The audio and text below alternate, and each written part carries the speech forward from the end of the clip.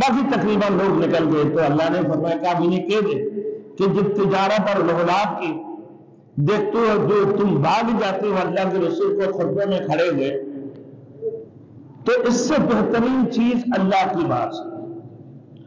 وَإِذَا رَأَوْا تِجَارَةً أَوْ لَهْوًا انفَضُّوا إِلَيْهَا، کہ تم توڑ پڑتے ہو، وَتَرَكُوكَ قَائِمًا قُلْ مَا عِندَ اللَّهِ، اے محمد رسول اللہ صلی اللہ علیہ وسلم آپ یہ ان کو بتا دیں کہ اللہ کے نزدیک اس لغلاب اور تجارت سے بہترین چیز موجود ہے، اور اللہ تو بہتر رزق عطا فرمانے والے۔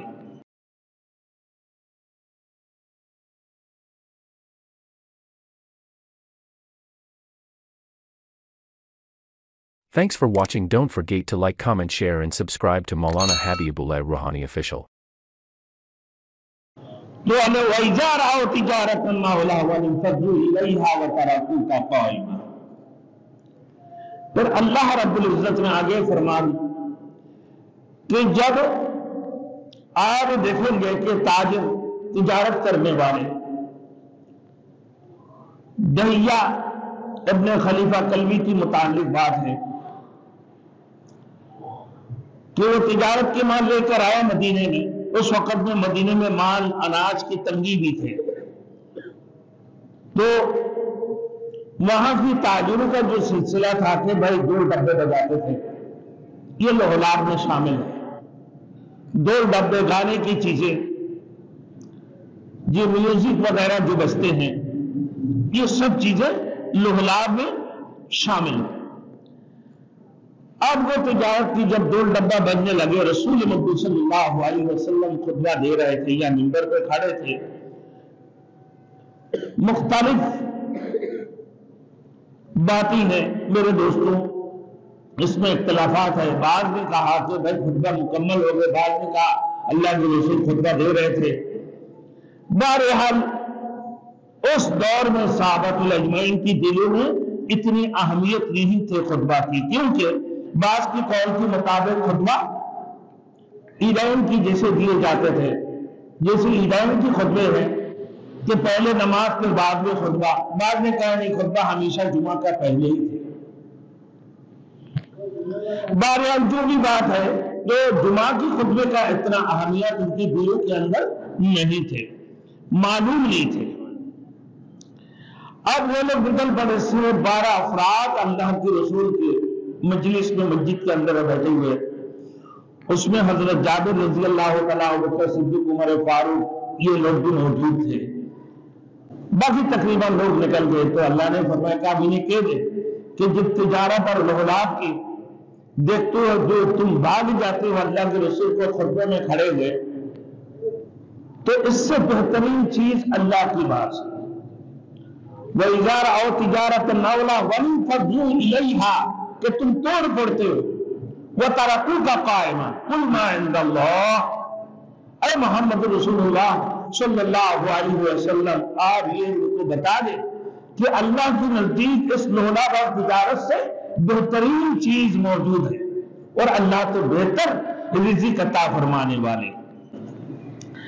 اب میرے دوستوں میں جمعہ کے بارے میں کچھ آج باقی اور اہمیت بتانے جا رہا ہوں۔ فرماتے ہیں میرے دوستوں کہ جو شخص شب جمعہ کو تیاری کر لے جمعہ کے لیے، یعنی پہلے سے اپنے سامان وغیرہ خرید لے، اپنے کپڑے وغیرہ استری کر لے، کپڑے وغیرہ دھو لے، مقصد کہ جمعہ کی تیاری کی نیت سے، تو اللہ رب العزت اس کی تمام گناہوں کو بخشش فرما دیتے ہیں، گناہ صغیرہ۔ اور جمعہ کے لیے میرے دوستوں تقریباً 1200-1300 صدی تک بھی جمعہ کی بڑی اہمیت دیا کرتے تھے لوگ۔ جمعہ کی خطبہ سننا واجب ہے، بغیر خطبہ کی جمعہ نہیں ہوتے، کہ جمعہ کی جب اذان سن لو، یعنی پہلی اذان، آپ اپنی تجارت اپنے کام کاج چھوڑ دو، پھر مسجد کی طرف روانہ ہو جاؤ۔ فَإِذَا قُضِيَتِ الصَّلَاةُ فَانتَشِرُوا فِي الْأَرْضِ يَا أَيُّهَا الَّذِينَ آمَنُوا إِذَا نُودِيَ لِلصَّلَاةِ مِنْ يَوْمِ الْجُمُعَةِ فَاسْعَوْا إِلَىٰ ذِكْرِ اللَّهِ، اللہ کی ذکر کی طرف یعنی نماز کی طرف جانا شروع کر دو. فَاسْعَوْا تو مطلب دوڑنا نہیں ہے، تیاری کرنا، ہر قسم کی تیاری. اب جمعہ کی صبح کو تم نے ناخنے کا لیا، اپنے کپڑے وغیرہ جو باقی استری وغیرہ کر کے بھائی پورا مکمل تیاری، خوشبو وغیرہ پہلے سے لا کے شب جمعہ کو تم نے رکھ لی، یا پھر صبح میں میرے دوستو یہ تمام تر چیزیں تیاری کرنا، غسل کی تیاری کرنا کہ بھائی جمعہ کے دن ہے. جب رسول مقبول صلی اللہ علیہ وسلم اليوم اکملت لکم دینکم واتممت علیکم نعمتی ورضیت لکم الاسلام دینا، حجۃ الوداع کو اللہ کے رسول یہ آیات پڑھ رہے تھے کہ اليوم اکملت لکم دینکم، اے لوگوں اللہ رب العزت نے آج تمہارے دین کو مکمل کر دیا. اليوم اکملت لکم واتممت علیکم نعمتی، اور تمہارے پر بھرپور نعمتی عطا کیا. وَرَضِيتُ لَكُمُ الْإِسْلَامَ دِينًا، اور تمہارے دین اسلام کے اوپر راضی ہو.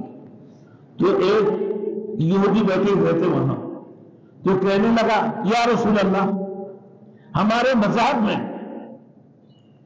یہ دین نہیں ملا، یہ جمعہ کی دین کی اتنی اہمیت ہے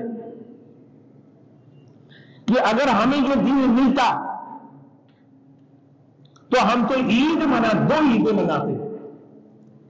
تو حضرت ابن عباس رضی اللہ تعالی عنہ کہنے لگا کہ تمہیں معلوم ہے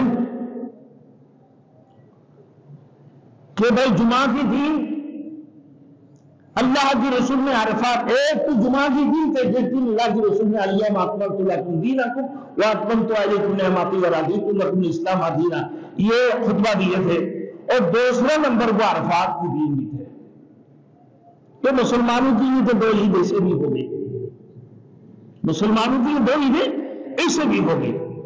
آپ میرے دوستو جمعہ کی دن کی یہ تیاری کرنا کہ اذان کی باری سب سے پہلے پہنچنا، پہلے صفوں میں حاضر ہو جانا، ایک تو پہلی آنا اور پہلے صفوں میں بیٹھ جانا. اس کے لیے کیا ہے بھائی؟ کافی اوٹ سبتا کرنے کی سبب اللہ رب العزت عطا فرماتے ہیں.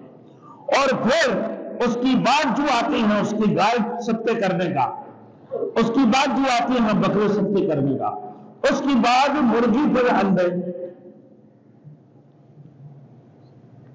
پھر جب امام اپنے منبر پر بیٹھ جاتے ہیں فرشتہ لکھنا بند کر دیتے ہیں.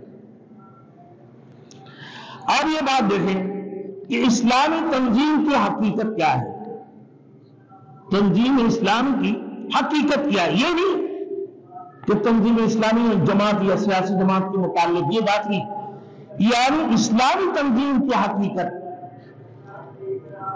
تو اسلام نے مسلمانوں کو متحد اور منظم کرنے کے لیے چندوں، رجسٹروں اور فارمولے سے کام نہیں لیا، بلکہ انہیں توحید خدا پرستی، جمہوریت، مساوات اور اخلاص اور روحانیت کے راستے پر ڈال کر ان کی دلوں میں اتحاد اور محبت پیدا کرنے کی کوشش کی ہے. اور میرے دوستوں بات کیا کہ اسلامی تنظیم کی جو اصل بنیاد ہے کس پر ہے؟ مسجد پر. کہ پنجگامی نماز کے اندر اپنے محلہ کی جو مسجد ہے تو وہ مسجد اس میں مشورے کی جگہ ہے، عبادت کی جگہ ہے، لوگوں کی جمع ہونے کی جگہ ہے.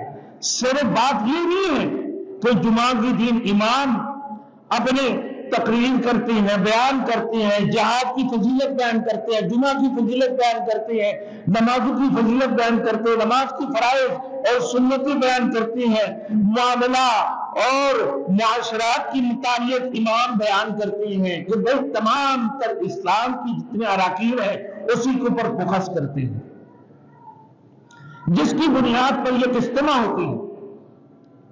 اور اجتماع کے اوپر دست خدا اللہ رب العزت کی تو دست شفقت ہوتی ہے، اللہ کے دست شفقت ہوتی ہے